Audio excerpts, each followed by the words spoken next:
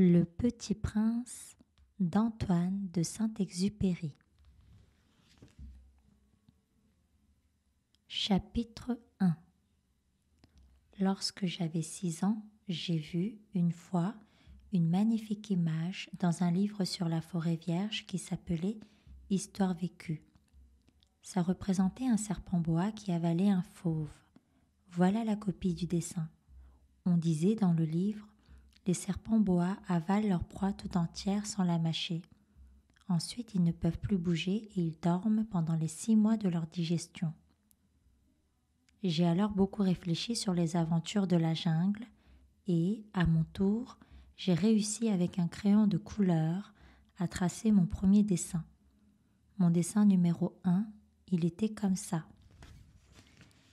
J'ai montré mon chef-d'œuvre aux grandes personnes et je leur ai demandé si mon dessin leur faisait peur.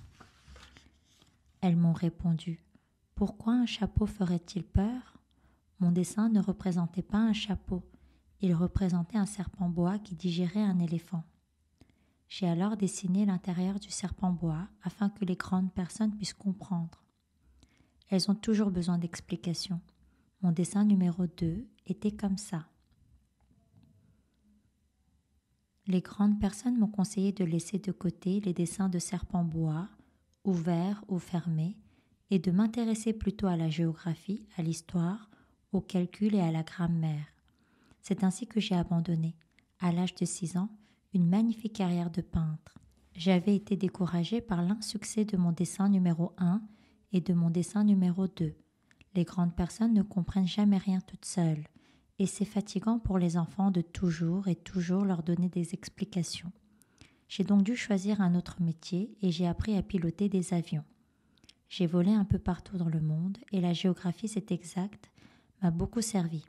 Je savais reconnaître du premier coup d'œil la Chine de l'Arizona, c'est très utile si l'on s'est égaré pendant la nuit. J'ai ainsi eu au cours de ma vie des tas de contacts avec des tas de gens sérieux. J'ai beaucoup vécu chez les grandes personnes, je les ai vues de très près. Ça n'a pas trop amélioré mon opinion. Quand j'en rencontrais une qui me paraissait un peu lucide, je faisais l'expérience sur elle de mon dessin numéro 1 que j'ai toujours conservé. Je voulais savoir si elle était vraiment compréhensive.